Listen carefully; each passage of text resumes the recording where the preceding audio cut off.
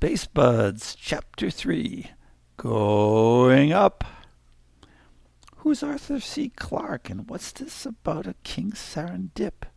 I can't solve riddles when the whole world's at risk, Leo complained while they watched the scenery from the airport bus. Yeah, but did you see that throw? Smack right in the forehead. Strike one, and strike two wasn't bad either, Rookie said. Yeah, nice, Leo said. But we got things to figure out, buddy. Pops is counting on us. The whole world is counting on us. Leo and Rookie felt luck must be on their side because they were able to catch a flight leaving for Sri Lanka only minutes after leaving the bus at the Dublin airport.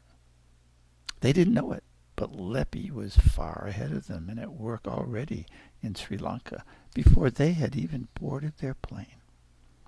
The boys had just taken off when Leppy adjusted the antenna on his intergalactic pager called Butt Book.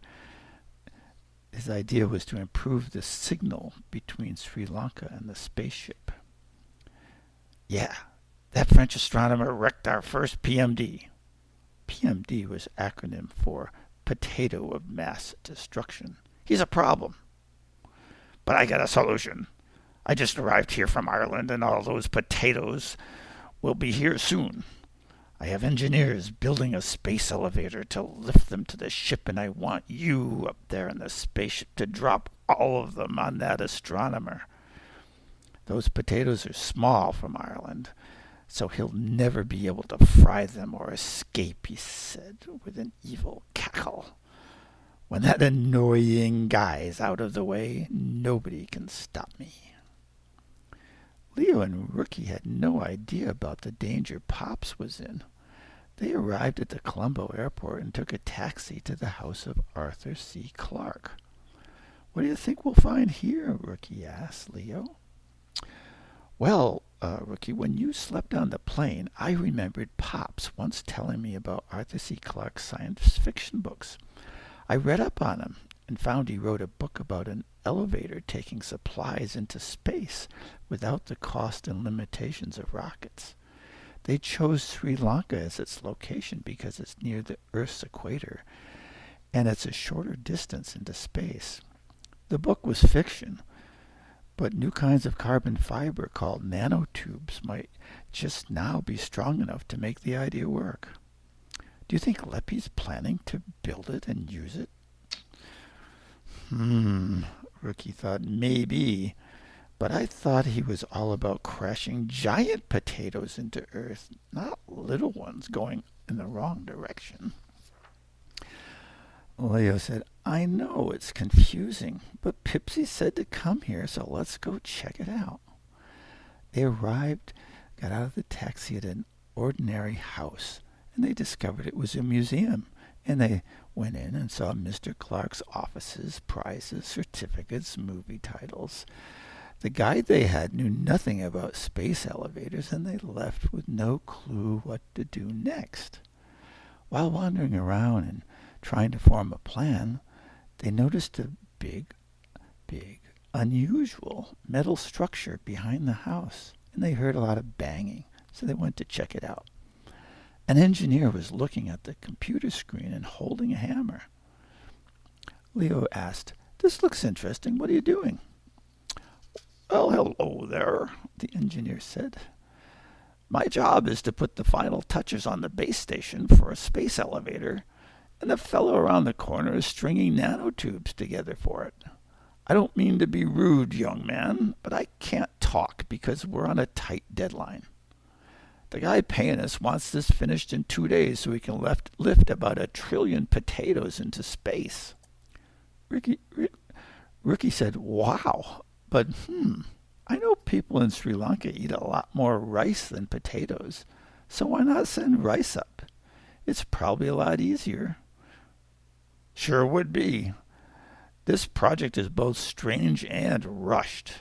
But the guy said he'd pay double if we complete it tomorrow, so I'm going to make that happen. But what if it doesn't work? Leo asked.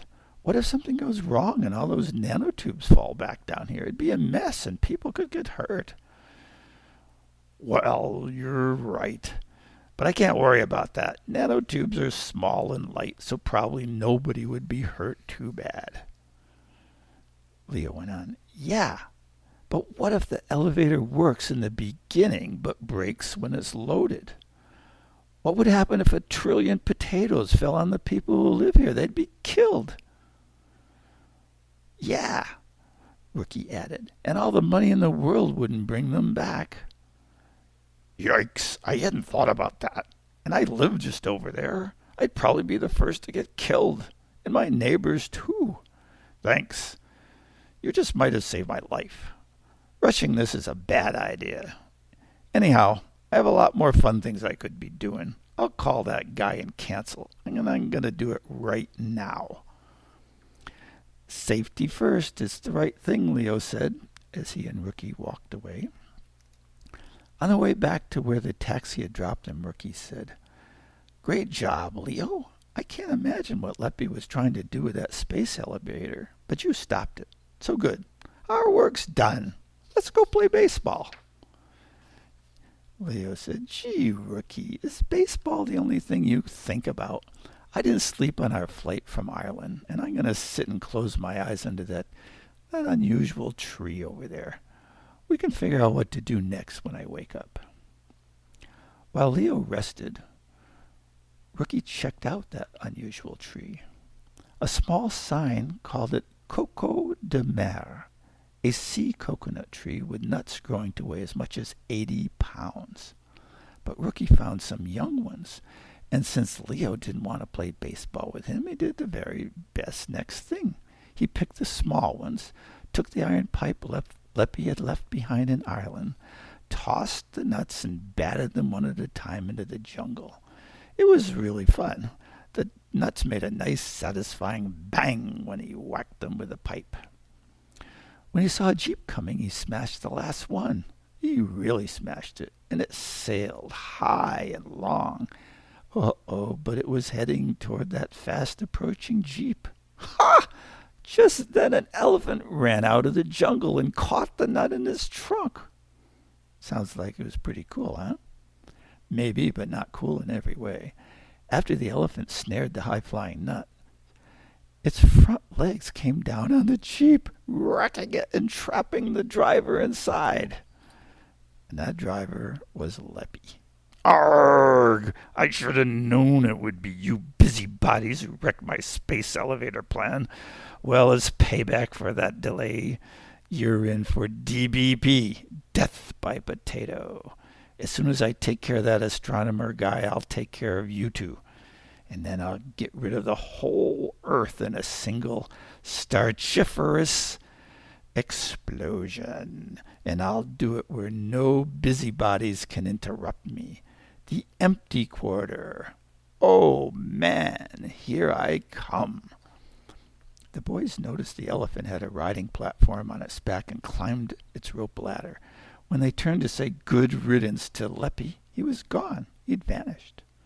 While the elephant walked them to the safety of the jungle, Leo told Rookie, You were wondering about King Serendip. Well, he just helped us. He's the guy who started serendipity. And that elephant crashing the jeep saved our bums. Space Spuds, Chapter 4, The Empty Quarter and the Tall Building. The elephant stopped on the far side of the jungle. The boys climbed down and took a taxi to the airport. Rookie said, I was happy when I thought our work was done, but not so much now. Leppy's even more hostile, and the situation is more dangerous than ever. Yeah, Leo said, I'll ask Pops what we should do. Pops texted back he'd fried 5 more giant potatoes, but the remaining 4 were making devilishly complicated feints and maneuvers aiming toward Earth. One, the biggest of them all, had gone off his radar screen, and Pop's worried where that big potato might be. He needed all his powers of concentration to track them. The people of France were counting on his protection. So Leo texted Pipsy, explained the situation, and quoted Leppy's exact words. Pipsy replied, A single starchiferous explosion. The empty quarter. Oh, man. Oh, man? That's not a simple interjection. He's talking about the country of Oman. It has an empty quarter. It's the desert where nobody lives. Jump on the next plane to Muscat and talk to Sheikh Qaboos bin Saad al-Saad. He'll help you. Your tickets will be at the counter in 2 minutes. Leo texted back. But what do I tell that Sheikh? Then the connection to Pipsy broke. He couldn't get it back. He tried and tried. He couldn't get it back. He texted Mom, "Help! What's a starchiferous explosion? And how can anybody ever prevent it?" Leo breathed a sigh of relief when she replied right away. He's probably referring to an exploding potatoes. The potatoes are made of starch. Potatoes sometimes explode when they bake. You can prevent that by punching holes into their skin to let the steam out. The boys understood Mom's and Pipsy's messages, but still it wasn't clear what lay ahead. What was Leppy's diabolical plan? The lives of everybody on the earth depended on them figuring it out and thwarting it. When the boys arrived in Muscat, the capital of Oman, they walked to the police booth in the center of its new airport. "Excuse me, can you tell us the way to Sheikh Qaboos bin Saad al-Saad's house?" The policeman smiled. "Well, young man, the Sheikh is the Sultan of our glorious country, and he could now be at the Grand Mosque, in his palace, on his yacht, or flying in his jet. He's a very busy man, and wherever he is, he won't have time to see you. So perhaps you'd prefer to go hiking in the desert, or to a museum, or shop in the souk." Ricky cried out, "But officer, if we can't speak to him, your whole country, our whole world might be destroyed, and very soon." "Sorry, boys, our leader is a busy man." "Officer, I'll take it from here," said the tall man standing behind them, who looked a lot like Pops. "I'm on my way to watch a camel race with the Sheikh, and I'll take them with me." Ricky turned to Leo and said in a whisper, "Wow, serendipity again." They followed the man to a limousine where he entered the front seat. The driver opened the door to the limo's passenger compartment and offered them water, drinks, and cookies, saying he could turn on music if they wanted. The car raced along a Muscat highway and climbed up through a steep mountain pass. "Hey," Ricky said, "was that Leppy on that camel over there?" Whoa. Leo looked, but he said, "We were going too fast for a good look, but nah, it couldn't be him because he couldn't have beat us to the airport, and we got on the very first plane." Then again, it did look like him. They traversed several miles of desert and stopped at a colorful tent where many people in white Arab robes were milling about. They followed the tall man to a small building where he was greeted by 3 robed men and led to a door. It was open from the inside. They entered, and a pleasant-looking but serious man walked forward to greet the tall man. "This must be the Sheikh," Rookie said. "Mr. A, it's so good to see you again." "Sheikh Qaboos, my good friend, thank you for once again inviting me to your wonderful country. I have brought you 2 young men who are distressed and wish to speak to you." The Sheikh turned to the boys and said, "Please tell me your concerns, and I will do all I can to address them." Leo looked at Rookie and then back at the Sheikh. "Sir, we believe an alien aims to set off a disastrous explosion in your country. It may seem implausible, and we may seem like crazy kids, but it's true. We hope you can stop it. Please elaborate, young man." Leo told the whole story and then added, "Sir, the alien is tough and smart. He'll find a way to bring that potato through the stratosphere to the empty quarter. When it arrives, we'll need to pierce it in several places before it becomes hot enough to explode. The Sheikh said, Camel racing can wait till another day. Boys, I have a plan. Come with me. They jogged to an airfield with a hangar housing a gleaming jet fighter. The ground crews gave them flight suits that could withstand 6 Gs.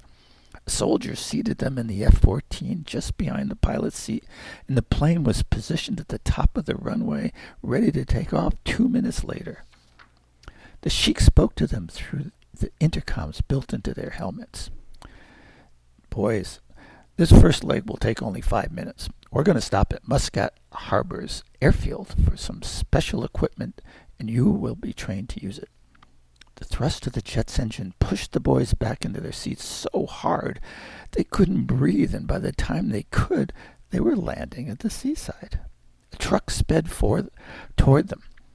2 technicians alighted, spoke with the Sheikh by radio, fastened a large canister to the jet's underbelly, and filed the cables into the boys. The cable's head included a small control panel. The technicians explained how to use it. Do you have any questions? The Sheikh asked. Can you handle it? No problem, both boys answered. Good. We'll be airborne in just a minute and find out if that threat's out there. Whew! They took off. The Sheikh took the F-14 straight up. It leveled off and headed south over the Indian Ocean. After only a few minutes, he said, The target's in sight.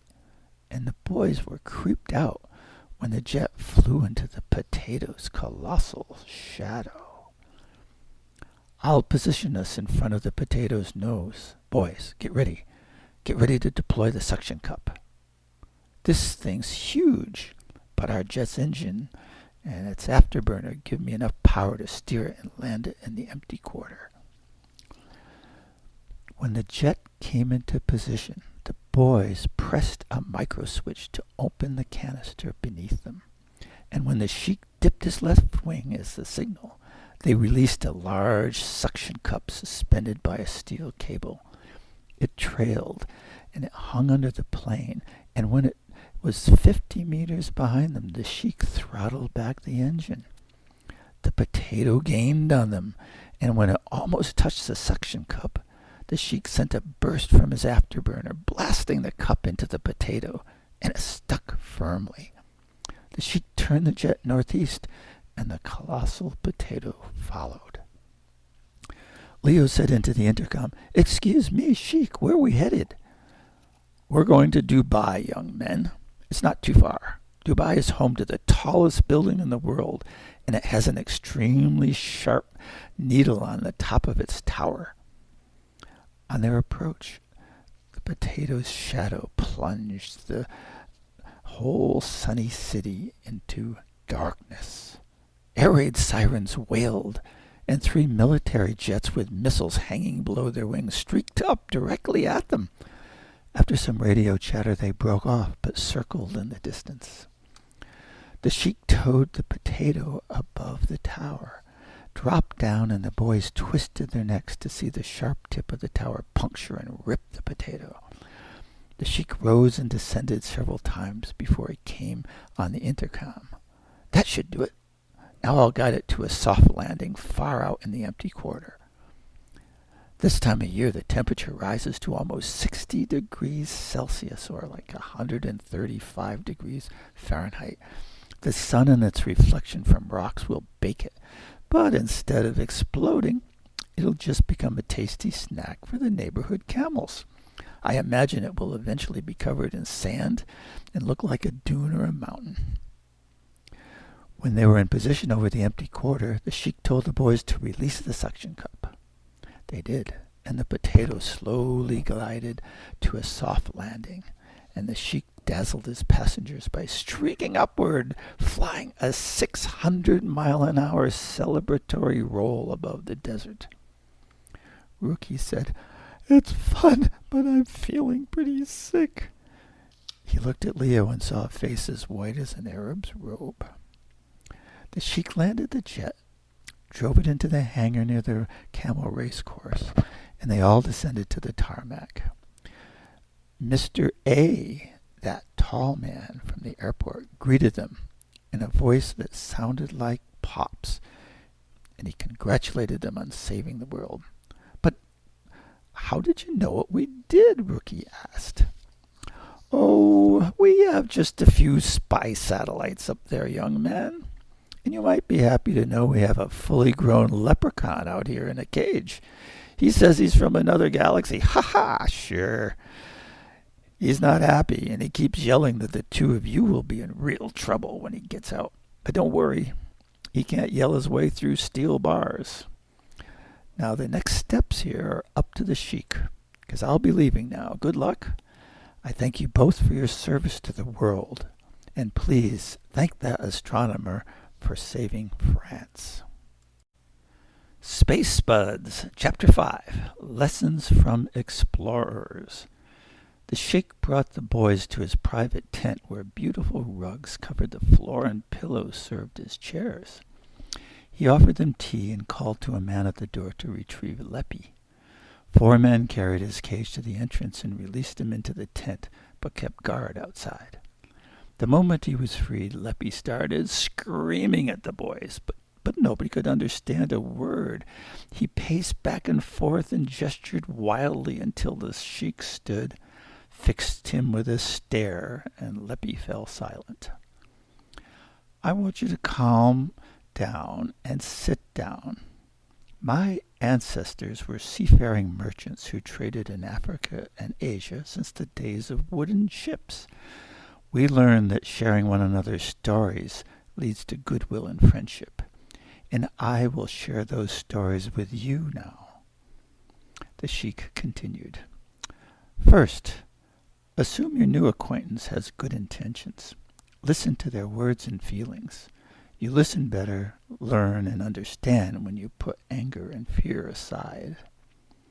Second, when it's your turn, recount your background and goals. You give a gift when you tell the whole truth. Others recognize this gift, and they will begin to trust and perhaps admire you.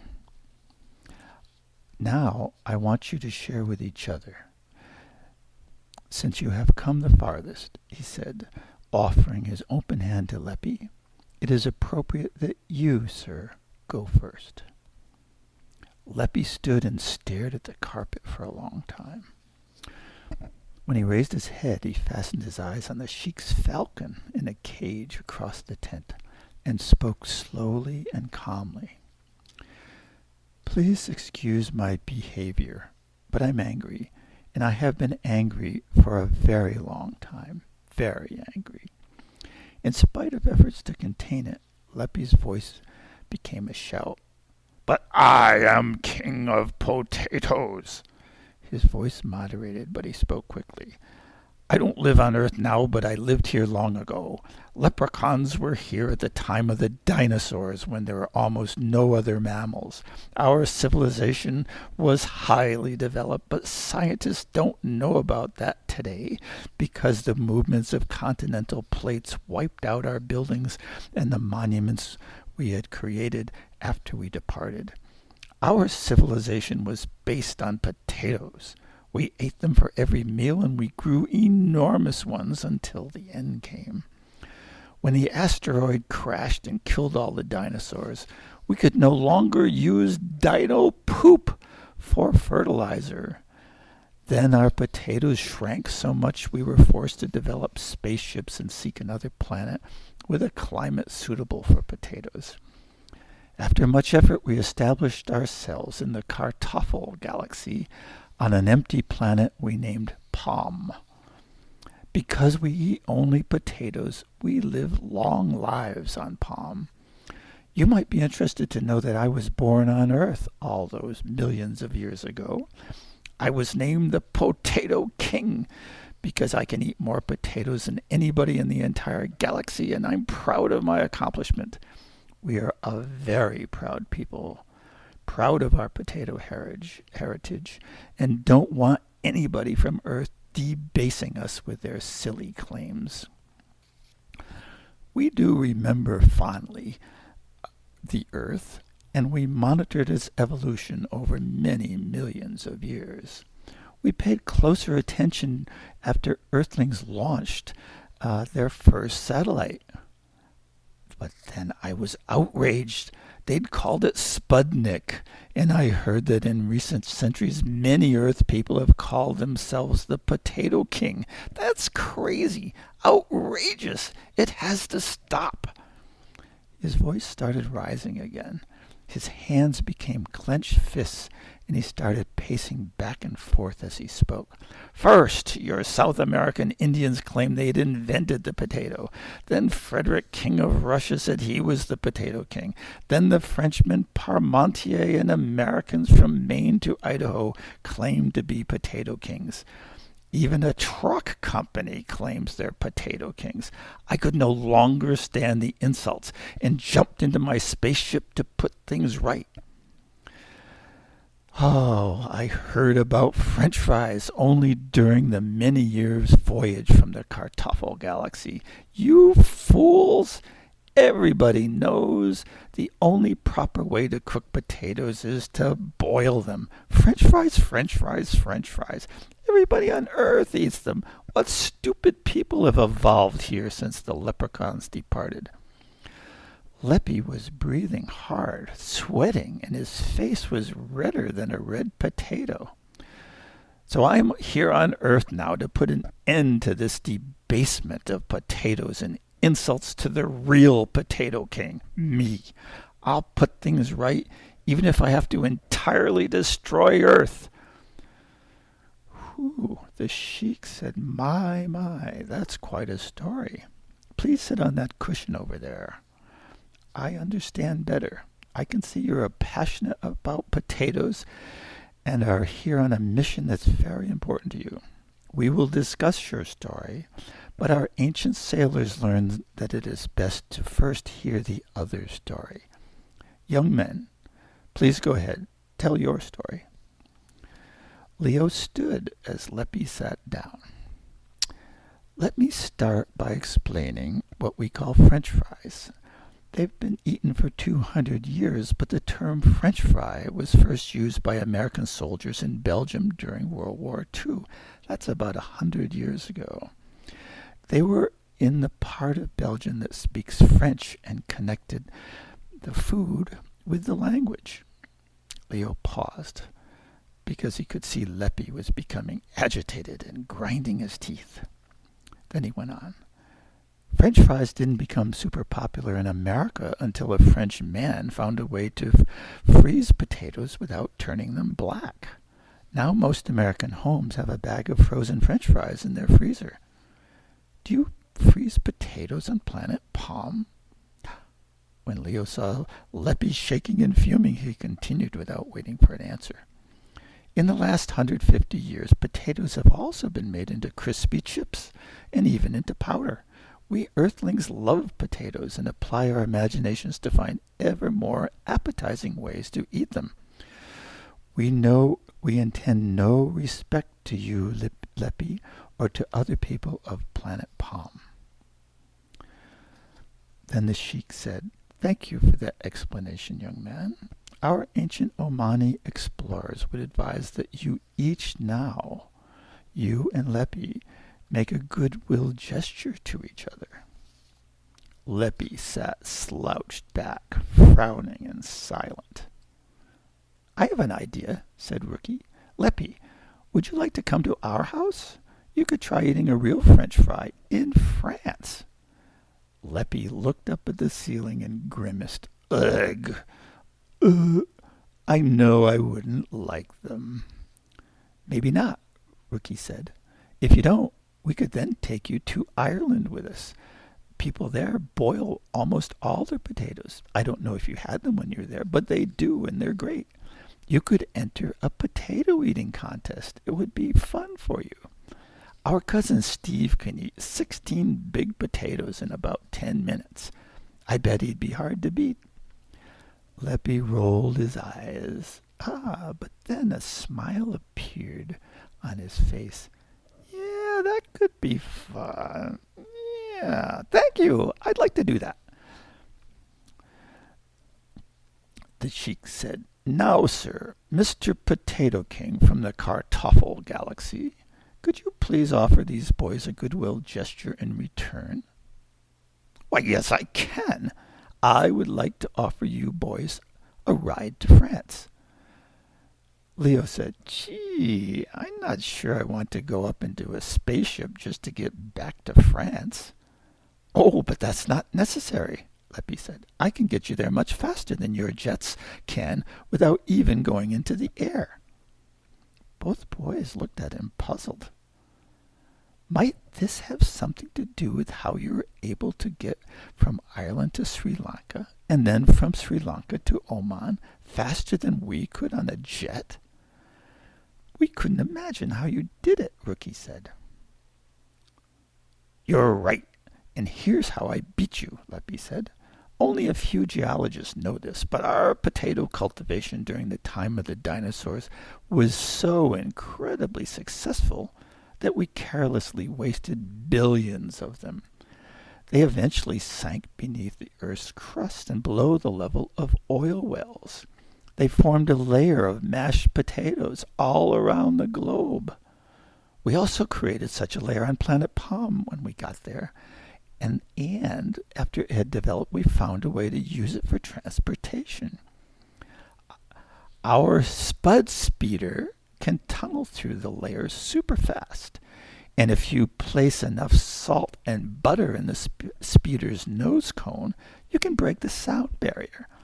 "Amazing!" cried Leo, Rookie, and the Sheik all at the same time. And then Leppy continued, "If you jump into the air and holler, 'Spuds forever,' 4 times before touching the ground, a potato hologram grows around you, opens a portal, and you plunge down to the mashed potato layer." You might ask, what happens then? Well, if you're with me, you jump into the Spud speeder that I brought from Palm. Hey, let's go outside and jump and go to France. The excited trio thanked the Sheik profusely, got up, gave each other a hug, and were out the door. Space Spuds, Chapter 6, Fried in France. The Earth was saved, but the story wasn't over. Leppy, Leo, and Rookie walked a few steps away from the Sheik's tent. Leppy raised his hand and said, "Okay, jump when I drop my arm and quickly yell, 'Spuds forever,' 4 times. And they did it. Rookie jumped the highest so he could add something else. He wanted to say, and he did say, "And yippee, I get to play baseball again when I get home." But when his feet hit the ground, he was still next to the tent, but alone. He knew instantly he'd been a doofus. He jumped again, yelled, "Spuds forever," 4 times, and the next moment he was standing next to Leo and mashed potatoes up to his ankles. "Whew," Leo said. "We thought we'd lost you." "Oh, just was a temporary malfunction, I guess," Leo said calmly, trying to not look like a doofus, too. Leppy said, "Hop in, guys," and he cheerfully opened the door to the speeder. All 3 sat in front of a control panel. Leppy checked his engine, and he checked the butter and salt levels, pulled back on the masher stick, and they zoomed into darkness with the sounds of potatoes being mashed coming from all sides. When Leppy asked, Leo spoke his house's address into a microphone, and they materialized in France. Mom did a triple take when she came out the door to investigate the sound of a portal being opened in front of the house. "Well, welcome home, boys. Who's your new friend?" Shortly after the trio had cleaned up from their journey, Pops came home from work. He was happy to meet Leppy, invited him to a restaurant for steak frites, and they headed out. Leppy ate only the French fries, but he grimaced at every bite. Although Leppy was no longer angry, his demeanor was still rough, and he seemed nervous at having no boiled potatoes to eat. Mom was worried for him, and that evening she gave him some lessons about earthling manners and how to stay calm, and she taught him yoga. Next morning, Pops took him to see the radar telescope and asked him about the 2 huge potatoes that were still circling over France. Leppy said, I don't know what we should do with them. I also still have a couple of engineers up in the spaceship. Do you have any suggestions? Pops said, I do have a couple of ideas on how they could be used to help Earth. Would you be okay if I pursue them? Leppy said, why, sure. Pops phoned the Sheikh and asked him if he would guide one of the giant potatoes to land in a war zone and feed the refugees from the war. As he expected, the Sheikh agreed enthusiastically. Next, Pops telephoned the President of France, and he asked him, Mr. President, I know you're always interested in advancing technology through science. I'm with a gentleman from a faraway planet who is willing to share his space technology. He has 2 engineers and a spaceship that can travel between galaxies. Are you interested? The President said, Am I interested? Bien sûr, of course I am. Then Pop said, and a second thing our new friend offers is aid in producing more and better food. He's willing to give you the last of the giant potatoes that were threatening all of France, and he'd help you grow potatoes that are far bigger. Are you interested in that too? The President said, Wow, this could draw all mankind's attention to the importance of science and help feed the world's hungry. But I understood there were 2 huge potatoes orbiting over us. What will become of the second? When Pops told the President how the Sheikh had safely punctured the potato in Dubai and how he would feed the people in the war zone, the President interrupted and he asked, Hey, could you ask the Sheikh to place the last giant potato on top of the Eiffel Tower?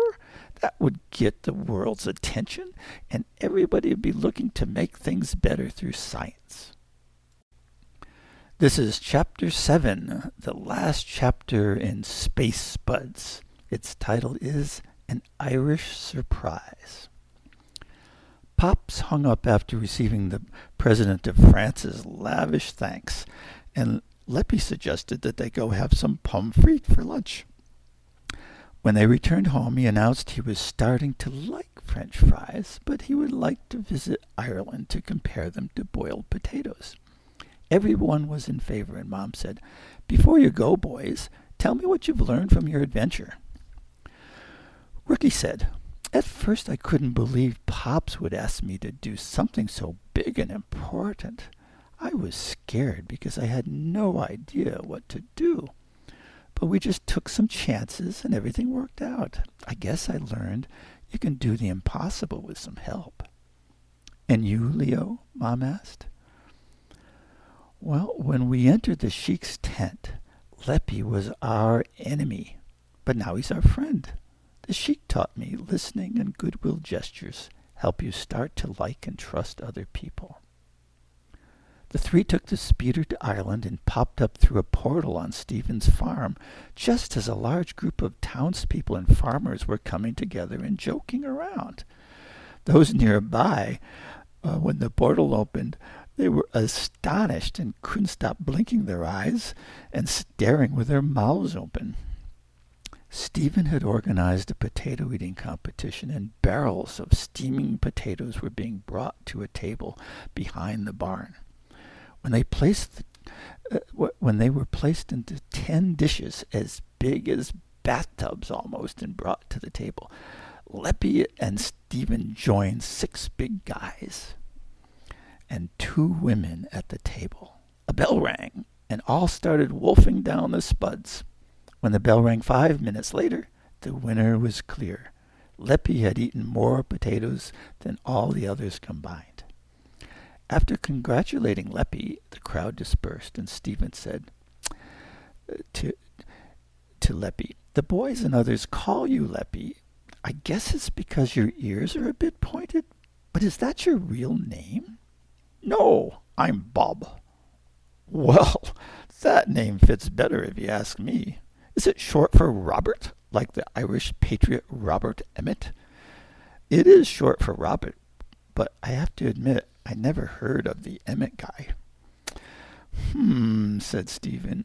You come from a faraway galaxy, but you seem so very much like an Irishman to me. I know you lived on Earth, but departed after the dinosaurs died. Did you by chance leave some descendants behind? You know, some people just got left by accident? Could some have stayed on Earth, and we Irishmen are descended from them? And you, Bob, could you be the first, the original Irishman? Leppy, I should say, Bob. He looked bewildered and raised his palms above his shoulders. Well, I don't know. Let me give that a think. Then he hooked arms with Stephen, waved to the boys, and he and Stephen and Leppy headed toward Navan. Rookie called out, "Hey, where are you going?" "Why, to the pub, of course." "Leppy," said Rookie, "would you mind if Leo and I took the speeder out for a ride?" And what he got back was a smile, a wink, and a nod. So that's the end of the story. Before you go, you should know that Sheikh Qaboos bin Saad al-Saad is a real person. He's a fighter pilot and the Sultan of Oman. Even before they learned how he saved the world from space spuds, his people considered him a hero. And that is the end of Space Buds.